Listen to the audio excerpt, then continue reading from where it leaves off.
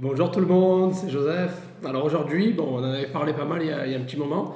Je vais vous faire en fait une vidéo sur, pardon, je suis encore un petit peu malade, sur la journée type du dropshipper, étape par étape. C'est-à-dire ce que je fais moi quand je me lève ou quand je commence à travailler, quoi, voilà. Ce que je fais étape par étape pour gérer mon business dropshipping sur eBay ou Shopify ou autre, quoi, voilà. Donc voilà, je vais commencer directement, comme d'habitude, et on s'endort pas, quoi.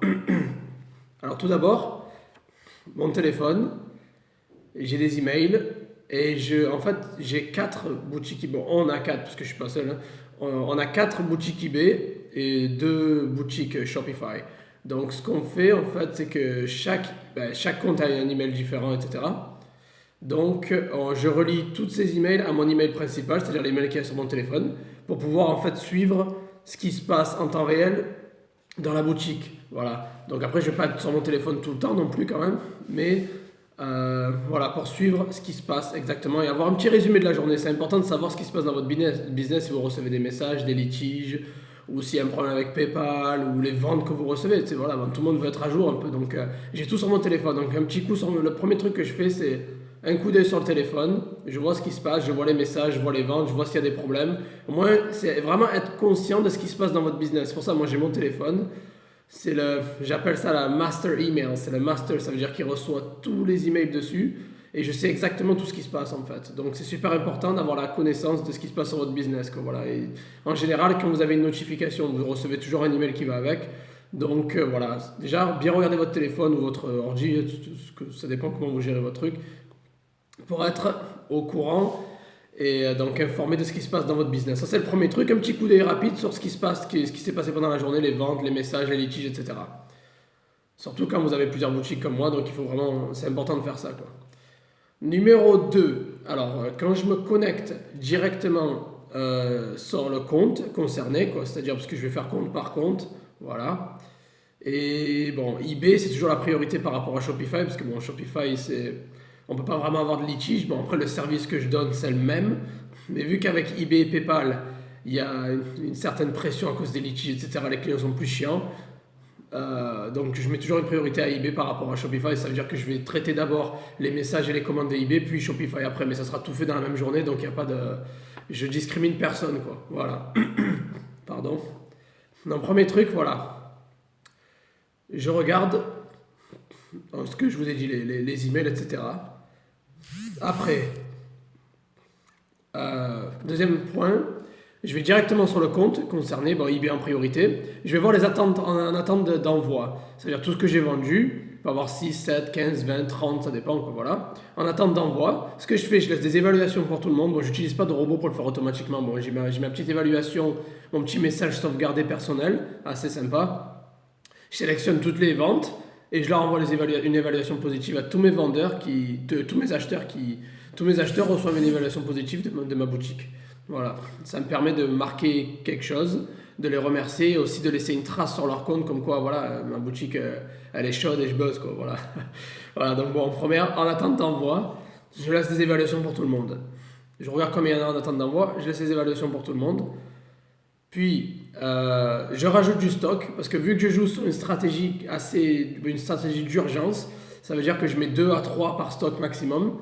Après, ça dépend, hein. S'il y a des objets que je vends beaucoup plus que ça par jour, je vais en mettre plus forcément pour éviter d'être en rupture de stock, hein, au milieu de la journée. Mais après, bon, tout dépend de vos fournisseurs aussi. Si vous n'avez pas assez de fournisseurs différents, moi, vu que j'essaie de bien contrôler combien de ventes j'ai par jour, donc bon, je mets 2 à 3 maximum en stock pour créer l'urgence en fait. Voilà. Donc je rajoute du stock sur tous les listings qui ont vendu. Puis, je me dirige vers les messages. Alors voilà, messages, je fais tous les messages en priorité. Messages, les litiges, etc. Resolution Center, le centre de résolution des litiges, machin. Donc, je fais messages, litiges, résolution, etc. Je m'occupe de tout ça. Service client en premier, quoi. Voilà, ça c'est le plus important. Une fois que vous avez scanné votre compte vite fait, les ventes, vous avez rajouté du stock, etc., laissé des évaluations, message en premier. Il peut y avoir toujours une demande d'annulation. Ça veut dire si vous allez faire une commande et derrière la personne demande d'annuler, vous allez avoir l'air un peu bête. Donc je fais les messages d'abord, les litiges d'abord, savoir les problèmes qui se passent. Et c'est important d'être conscient de ce qui se passe. Parce que souvent vous vendez un produit, il peut y avoir des litiges derrière, ça veut dire que c'est pas un bon produit, il faut peut-être le supprimer ou quoi. Donc bon, si ça c'est récurrent, ben, il faut peut-être passer à arrêter de vendre ce produit, quoi. Donc voilà. Parce que bon, dans le dropshipping, on n'a pas accès au projet, on n'a pas accès aux objets, donc on ne sait pas forcément s'il va être bon ou pas. Donc bon, les revues, ça aide en général les opinions clients, mais quand même, il faut mieux être conscient de ce qui se passe. Des fois, il vaut mieux pas vendre un produit il y a beaucoup de problèmes derrière, quoi. Donc voilà, les messages, les litiges, super important, c'est la priorité que je vais sur mon business, vraiment, c'est ce que je fais en premier. Puis après ça, je m'occupe des commandes. Voilà, une fois que c'est fait, j'ai rajouté mon stock, j'ai mis les évals, je suis conscient de ce qui se passe dans mon business, j'ai répondu à tous les clients et les litiges, je commence à faire les commandes, donc je passe mes commandes, etc. Bon ça, voilà, j'achète sur eBay, sur Amazon, bah, tout dépend de où vous fournissez. Je passe les commandes, je les marque en envoyé directement quand elles sont faites, parce que pour éviter vraiment les problèmes et les confusions. Parce que bon, vu que j'en ai pas mal, j'ai pas mal de volume, il vaut mieux que je les enlève du milieu. Donc je les marque en envoyé dès qu'elles sont faites, pour qu'elles sont enlevées de mon attente d'envoi, et que je puisse éviter les confusions et passer à autre chose pour pouvoir avancer, quoi. Voilà.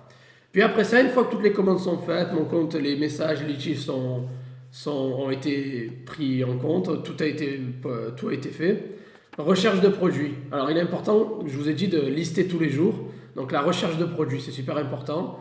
Cherchez de nouveaux produits tous les jours, même si vous avez une boutique qui buzz. Bon, peut-être pas le week-end. Le week-end, j'essaie de faire un break parce que je suis fatigué quand même. Donc, recherche de produits, toujours. Donc, je recherche de nouveaux produits. J'en poste un, deux, trois. Un par jour, ça suffit si vous avez déjà beaucoup de produits. Et au début, n'oubliez pas un par jour. Et si vous avez zéro évaluation, allez-y doucement. Un par jour, puis deux, puis trois. Il faut y aller progressivement, quoi. La première semaine, un. La deuxième semaine, vous en mettez peut-être deux. La troisième semaine, vous en mettez trois ou deux. Des fois, ça dépend. Il faut y aller doucement. Voilà. Après, si vous avez un compte qui a déjà de l'historique, vous pouvez en mettre 3, 4, 5, 6, 10 par jour, c'est comme vous voulez, quoi. Bon, moi, je favorise toujours la qualité par rapport à la quantité.